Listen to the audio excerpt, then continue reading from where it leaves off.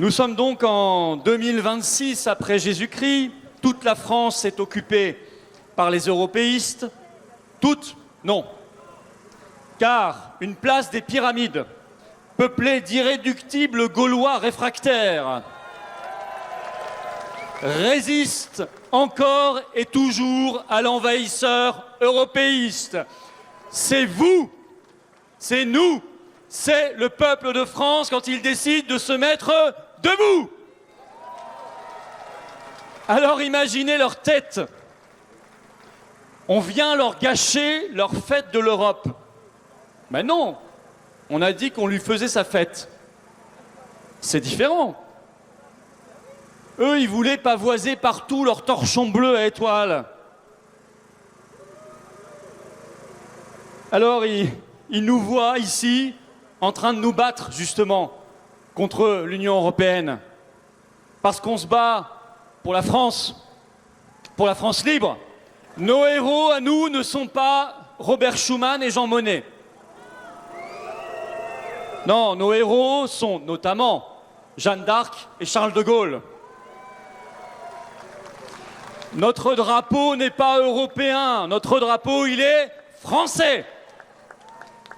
Et d'ailleurs, beaucoup de maires, aujourd'hui, énormément, ont désobéi à la consigne gouvernementale de pavoiser le torchon bleu sur leur mairie. Ils l'ont au contraire retiré. Et en fait, des petits villages peuplés d'irréductibles Gaulois réfractaires, des places des Pyramides, il y en a partout en France, mes chers amis, et même partout en Europe, car les peuples en ont marre de cette Union européenne de malheur qui leur vole, qui nous vole nos libertés, notre souveraineté, notre avenir et celui de toutes les générations qui viennent après nous. Et donc aujourd'hui, mes chers amis, ça n'est pas la fête de l'Europe, c'est la fête de la libération nationale.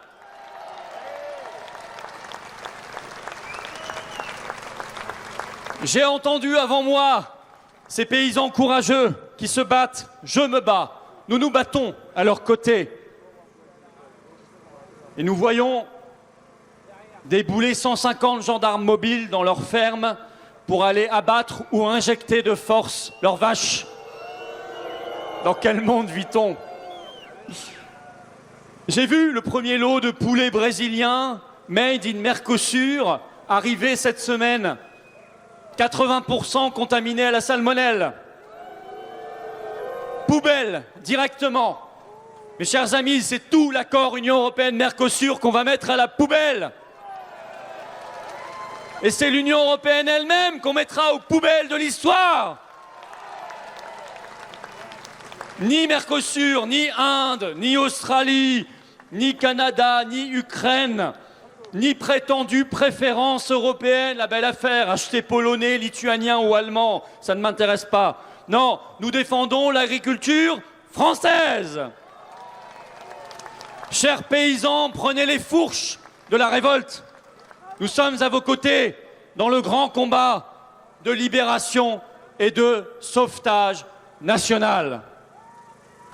Sur l'énergie aussi, l'Union européenne fait flamber la facture.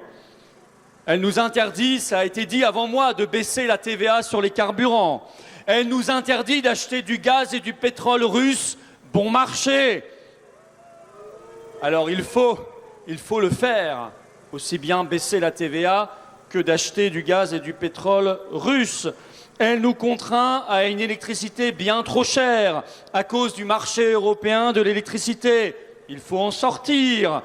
Elle met même sous enquête la construction de nos 6 prochains réacteurs nucléaires, 6 malheureux réacteurs. Dans les années 70-80, on en construisait par dizaines, beaucoup plus vite et en toute souveraineté. Et là, on ne sait même pas si on aura le droit. Et quelles seront les exigences exigées par Bruxelles et par Berlin? Quel malheur! Elle force EDF à vendre son électricité produite par ses centrales ou par ses barrages à des faux concurrents parasitaires qui ne produisent pas un mégawattheure, mais qui s'engraissent en nous revendant tout ça 3 fois le prix. Voyez donc les immenses vertus qu'aura le Frexit. faire s'effondrer les prix à la pompe, faire s'effondrer les prix de l'électricité et du gaz sur nos factures. Quant à Total, je rappelle, créé par le président du Conseil Poincaré dans les années 20, jusqu'à son absurde privatisation dans les années 90, fusionné avec Elf, créé aussi par la collectivité publique et privatisé aussi à la même époque. Et puis, aujourd'hui, qu'est-ce que ça donne? Qui sont les premiers actionnaires de Total? Le savez-vous? Il n'y a plus que 15% de Français là-dedans. Le premier actionnaire, c'est Vanguard. Le deuxième actionnaire, c'est BlackRock. 45% de Total est aujourd'hui américain. Alors on nous dit, ça permet d'enrichir les petits actionnaires. Mais si Total redevient propriété française, propriété du peuple de France, car ce sont nos ingénieurs et nos ouvriers qui ont construit ces entreprises, alors nous serons tous les petits actionnaires d'un Total 100% français.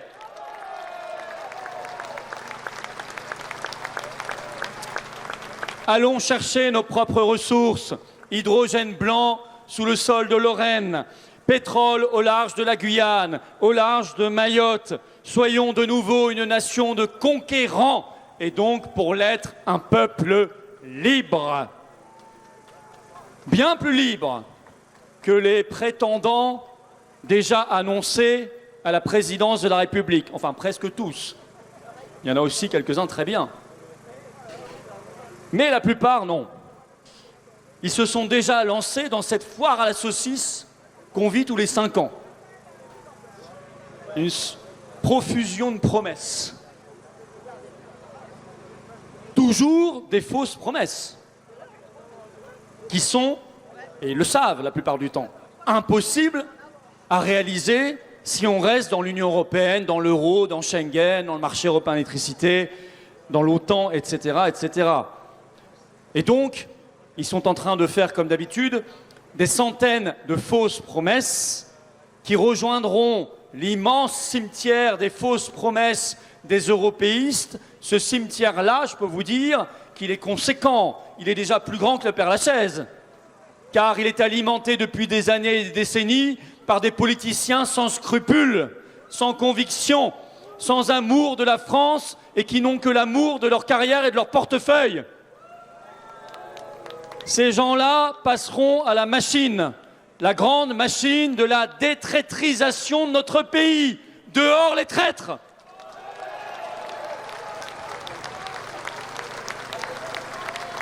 Ben non, non Jordan, tu ne baisseras pas l'immigration en restant dans ce système, et tu le sais bien.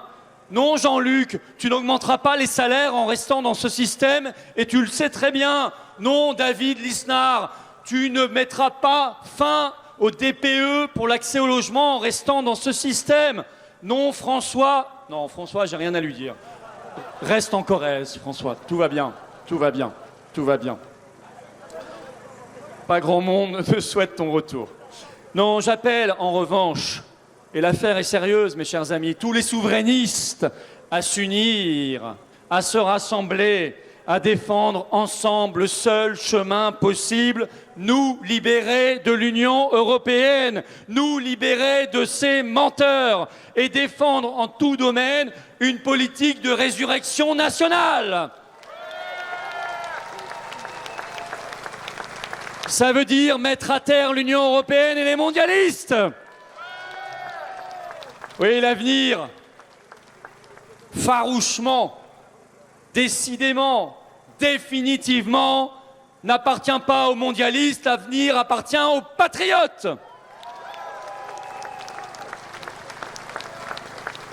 Alors il y a des nouvelles bien plus réjouissantes quand même que les tristes cires dont je viens d'égrener quelques noms.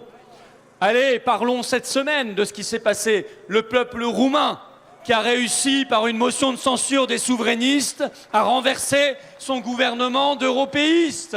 Bravo! C'est une première revanche contre le coup d'État de décembre 2024, contre Călin Georgescu. Bravo hier aux Britanniques qui ont porté très haut le parti de Farage et qui ont donc démontré leur amour du Brexit et leur volonté que le Brexit soit mené à terme. Keir Starmer, lui, s'est retrouvé à terre. Et c'est une bonne chose.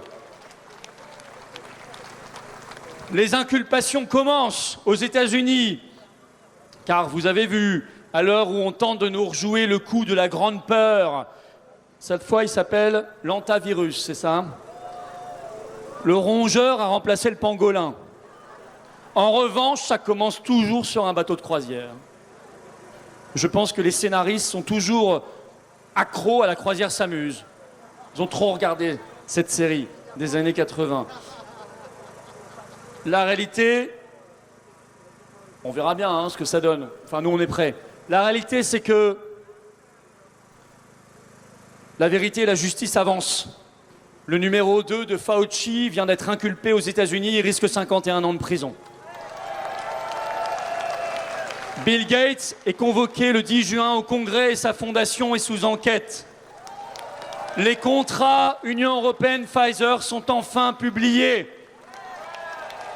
Saluons la détermination de notre ami Marc Doyer, d'ailleurs, qui n'a pas pu être là aujourd'hui, mais qui est avec nous par la pensée et le cœur. Sur le front de la guerre et de la paix, nos valeureux soldats français freinent des quatre fers face aux velléités guerrières de Macron. On l'a vu à l'occasion du récent exercice Orion 2026, qui n'était pas un exercice de l'armée française, parce que ça c'est nécessaire. Moi je suis pour une grande, puissante et valeureuse armée française qui a été mise à l'os honteusement depuis des années. Mais malheureusement ces exercices ne sont pas des exercices pour notre pays et pour nos guerres. Ce sont des exercices pour l'OTAN. Ce sont des exercices pour l'Ukraine, ce sont des exercices pour BlackRock, ce sont des exercices pour préparer leur armée européenne. Et nos soldats n'en veulent pas. Et on a vu des articles fleurir à l'occasion de cet exercice où des soldats nous ont dit « Je n'ai pas signé pour ça ». Ils se souviennent qu'ils sont là au service du peuple français, et avant tout du peuple français et de la France. Ils ne veulent pas de guerre contre la Russie. Et nous le rappelons bien en ce 9 mai, effectivement. N'oublions pas la contribution de la Russie, l'URSS à l'époque, dans la libération de nos pays, car Hollywood ne refera pas l'histoire. Et je n'oublie pas que le général de Gaulle n'a jamais voulu participer aux cérémonies du 6 juin, car il connaissait le poids de l'histoire et la réalité des permanences françaises. Alors, quant à ce projet d'armée européenne porté par le commissaire européen à la défense, Kubilius, ça passe très mal dans l'armée française, qui a un attachement viscéral à une armée justement française et à une dissuasion nucléaire française et au drapeau français. Et qui sait que notre pays, ça n'est pas l'Union européenne, ça n'est pas l'Europe, notre pays, c'est la France. Et oui, les européistes voient ça d'un œil triste, comme ils voient notre rassemblement en ayant du chagrin. Tout le monde a du chagrin dans leur camp, d'ailleurs. Il paraît même que Brigitte est très très triste à l'Élysée, qu'elle veut faire ses valises le plus vite possible. On ne la retient pas. On ne les retient pas. Ils peuvent faire leurs valises dès ce soir. On est d'accord? Pas de problème. Dehors. Mais la résistance dans les milieux de défense, elle s'exprime aussi, vous savez, en Allemagne. Hier, il y avait une grande manifestation des jeunes Allemands qui manifestaient pour la paix et contre le refus qu'on les envoie faire la guerre, parce qu'ils ont compris, qu'on les envoie faire la guerre en Ukraine contre la Russie. Eh bien, bravo. Ils étaient très, très, très nombreux dans les rues. C'est bien de voir une jeunesse qui se lève pour la paix et pour la liberté de son pays. Le 9 mai, non, définitivement, n'est plus la fête de l'Europe. Elle va devenir chaque année la journée du Frexit. Grâce à vous et avec vous, mes chers amis.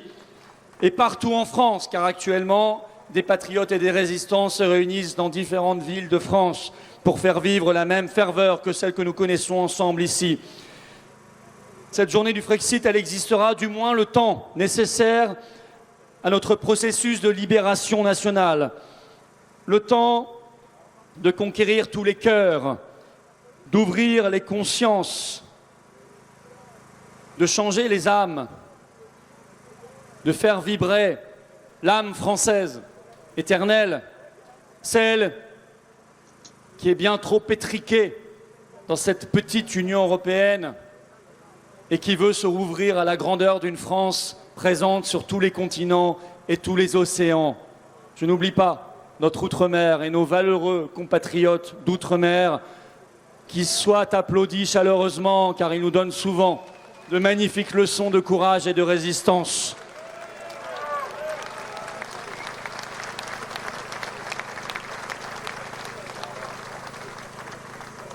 Alors, mes chers amis, que l'Union européenne aille au diable. Et c'est la France, libre, éternelle, qui redeviendra le paradis sur terre. Vive la liberté, vive la résistance, vive la paix et vive la France libre!